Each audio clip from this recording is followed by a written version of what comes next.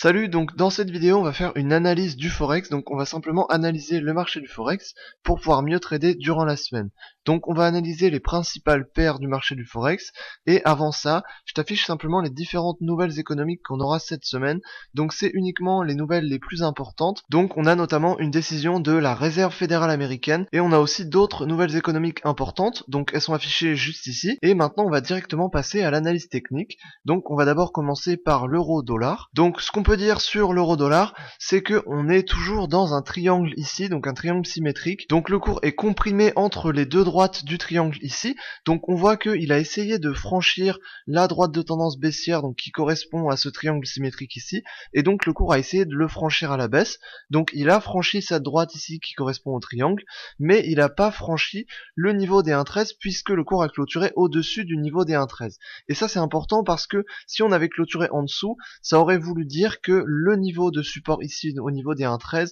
est cassé, donc dans ce cas là on part à la baisse. Or le cours n'a pas clôturé en dessous de ce niveau là, mais il a clôturé au-dessus, donc ça peut potentiellement dire que le cours sur les prochaines séances peut casser ce niveau de support et peut partir en direction baissière, mais ça peut aussi dire que le cours a essayé de casser ce support, mais qu'au final il a simplement rebondi sur ce support, et possiblement on peut marquer une correction avant de repartir à la baisse. Donc ce qu'on peut dire ici, c'est que le niveau des 1,13 n'est pas cassé, donc pour l'instant on resterait plutôt baissier puisque le cours est sorti de ce triangle symétrique ici, mais le signal de baisse n'a pas été validé tout simplement parce que le support des 1,13 n'a pas été cassé. Donc ce qu'on peut dire, c'est que sur les prochaines séances, soit le cours franchit ce niveau là, donc le niveau des 1,13 à la baisse, et dans ce cas là, si le cours clôture en dessous de ce niveau, dans ce cas là on partira à la baisse et on ira donc sur le niveau des 1,12 et des 1,1220. Mais par contre, si le cours rebondit sur ce niveau ici, dans ce cas là on peut simplement rebondir ici pour possiblement même rallier la droite de tendance ici qui correspond au haut du triangle,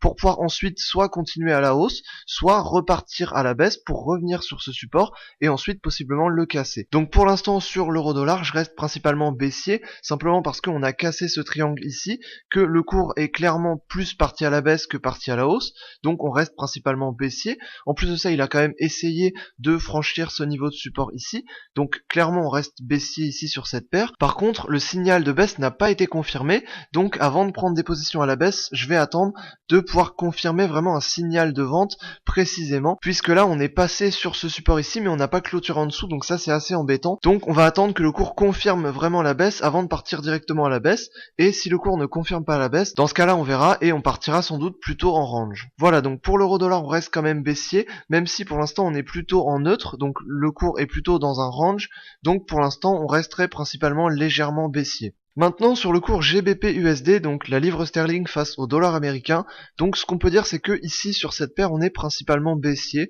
Pourquoi? Parce que le cours marque simplement des plus hauts qui sont de plus en plus bas et également des plus bas qui sont de plus en plus bas. Donc on voit que clairement on est baissier sur cette paire. En plus de ça on voit que la paire est vraiment comprimée entre ces deux droites de tendance ici, donc on est clairement baissier ici sur cette paire. Donc le cours a marqué une correction ici, donc il est venu rebondir sur le niveau des 1,25, donc ce qui correspond à un niveau de support. Le cours est venu rebondir dessus, il a marqué une correction ici pour revenir sur les derniers plus bas, et ensuite il est reparti à la baisse. Donc ce qu'on peut dire maintenant sur le GBP-USD, c'est que logiquement la paire devrait continuer à partir à la baisse, simplement parce qu'on est dans une tendance baissière ici, on a des plus hauts qui sont de plus en plus bas, on a des plus bas qui sont de plus en plus bas, donc on peut continuer à partir dans une tendance baissière. Après bien sûr dans une tendance baissière on a toujours des corrections et on a toujours des phases d'accélération. Donc ici par exemple on a eu une phase d'accélération, ici on a une phase de correction, donc là possiblement on aura ou une phase d'accélération ou alors une continuation de la correction qu'on a eu ici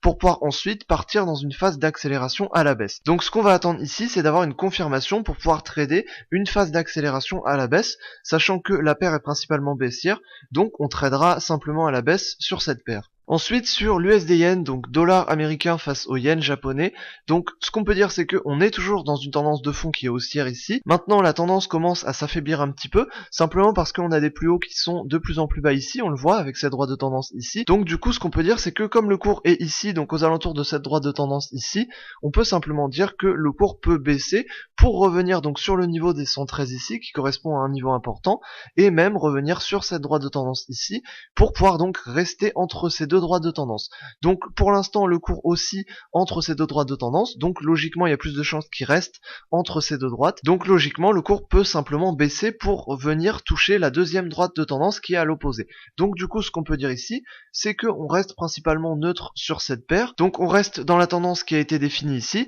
simplement le cours ici peut venir marquer une correction pour venir chercher le bas du range ici, donc qui est simplement au niveau des 112,5. Puisque comme le cours oscille entre le niveau des 112,5 et environ le niveau des 113,8, du coup logiquement si le cours est en haut il peut simplement baisser, donc sur cette paire pour moi le prochain objectif ce serait le niveau des 112,5 ici, pour pouvoir ensuite soit rester dans cette tendance ici, donc soit rester entre les deux bornes actuelles du prix, soit casser une borne soit à la hausse soit à la baisse, pour pouvoir soit partir haussier soit partir baissier. Donc pour l'instant on reste dans le trading range ici, et on visera principalement les 112,5. Ensuite sur l'USD4, donc dollar américain face au dollar canadien, donc simplement ici on est en tendance haussière, donc on est dans une forte tendance haussière ici, donc logiquement le cours peut continuer à aller dans cette tendance haussière, puisque tant qu'il n'a pas cassé deux niveaux importants, et tant qu'il n'a pas cassé la droite de tendance haussière qui le maintient dans sa tendance, logiquement le cours peut continuer à partir à la hausse. Donc ici on est quand même sur le niveau des 1,34, qui est un niveau de résistance, donc du coup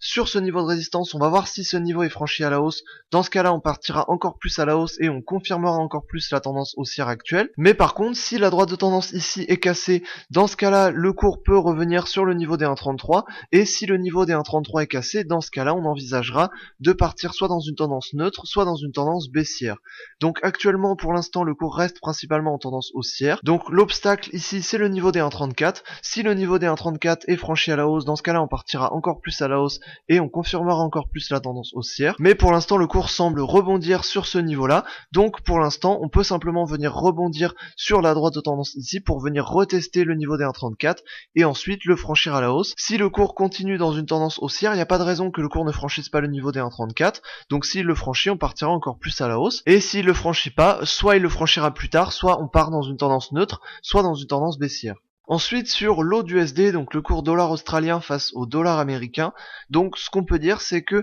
le cours est parti à la baisse ici, donc on a marqué une correction ici haussière, on est venu sur un niveau important, et ensuite on est venu redescendre ici sur le niveau des 716. Donc ce niveau c'est un niveau important, c'est un niveau sur lequel on a rebondi ici et également maintenant, donc actuellement le cours est sur ce niveau là, donc si le cours rebondit sur ce niveau là, dans ce cas là on partira à la hausse, et si le cours casse ce niveau là, dans ce cas là on partira à la baisse. Donc ce qu'on peut dire actuellement c'est que le cours a testé ce niveau là, il est passé sous ce niveau là, mais il a clôturé au-dessus. Donc actuellement on n'a pas forcément de confirmation pour savoir dans quel sens va aller le cours, donc s'il va rester au-dessus de ce niveau de support ou s'il va passer en dessous de ce niveau de support. Donc actuellement comme le cours a clôturé au-dessus, logiquement le cours pourrait continuer à rester au-dessus de ce niveau de support, mais si le cours venait à retester ce niveau, il y a de fortes chances pour que le niveau casse et que le cours parte encore plus à la baisse. Donc il va falloir faire attention à ce niveau puisque c'est un niveau important. Maintenant il faut pas oublier que sur cette paire on est dans une tendance baissière de long terme qui est importante, donc logiquement il y a de fortes chances pour que le niveau ici soit cassé à la baisse et que le cours parte dans une tendance baissière, donc continue simplement la tendance actuelle. Donc si le cours casse ce niveau là, dans ce cas là on ira sur le niveau des 0,71 et sur le niveau des 0,705. Mais si le cours rebondit sur ce niveau, dans ce cas là on ira chercher un sommet donc qui n'est pas forcément très haut mais qui est le dernier sommet juste ici, et ensuite on ira chercher les sommets qui sont un peu plus hauts, qui sont au niveau des 0,734. Donc sur cette paire, faut pas oublier qu'on est dans une forte tendance baissière de long terme, donc il y a quand même de fortes chances pour que le niveau ici soit cassé, mais si le cours rebondit sur ce niveau ici, dans ce cas là, peut-être que le cours pourra venir le retester un peu plus tard pour pouvoir possiblement le casser et continuer dans la tendance baissière. Ensuite sur NZD-USD, donc la paire dollar néo-zélandais face au dollar américain, donc ce qu'on peut dire c'est que ici on avait une petite tendance haussière qui s'est dégagée, mais cette tendance a été cassée ici et le cours semble partir dans une tendance baissière. En tout cas la tendance haussière semble être terminée et on partira soit en tendance neutre soit en tendance baissière. Donc pour l'instant on a plutôt une accélération à la baisse. Donc si on a une accélération à la baisse ici, logiquement le cours peut continuer dans ce mouvement là, et si le cours continue dans ce mouvement là, les prochains niveaux c'est simplement donc le niveau des 0,675 et ensuite le niveau des 0,67. Donc le principal objectif c'est le niveau des 0,67, il y a de fortes chances pour que le cours revienne sur ce niveau là, Si le cours revient sur ce niveau, il y a également de fortes chances pour qu'il rebondisse dessus et qu'il reparte ensuite à la hausse. Donc pour l'instant on est quand même dans une accélération baissière, donc on va attendre de voir si l'accélération continue, mais il y a de fortes chances pour que l'accélération continue. Et si l'accélération continue, dans ce cas là on ira sur le niveau des 0,675 et ensuite sur le niveau des 0,67. Donc sur cette paire pour l'instant on reste principalement baissier puisqu'on a une accélération à la baisse, et ensuite on verra si on a une correction de ce mouvement possible une fois qu'on aura atteint un niveau important, mais pour l'instant on reste principalement baissier sur cette paire. Voilà, donc j'espère que je t'aurai aidé à mieux trader les paires du Forex pour cette semaine, donc j'espère que je t'aurai aidé à mieux les analyser pour cette semaine. Si c'est le cas, tant mieux, et si toi-même t'as fait une analyse sur le marché du Forex, n'hésite pas à laisser un commentaire, c'est toujours intéressant d'échanger là-dessus. Donc j'espère que je t'aurai aidé dans cette vidéo, si c'est le cas tant mieux, et sur ce je te dis à la prochaine dans une autre vidéo, salut.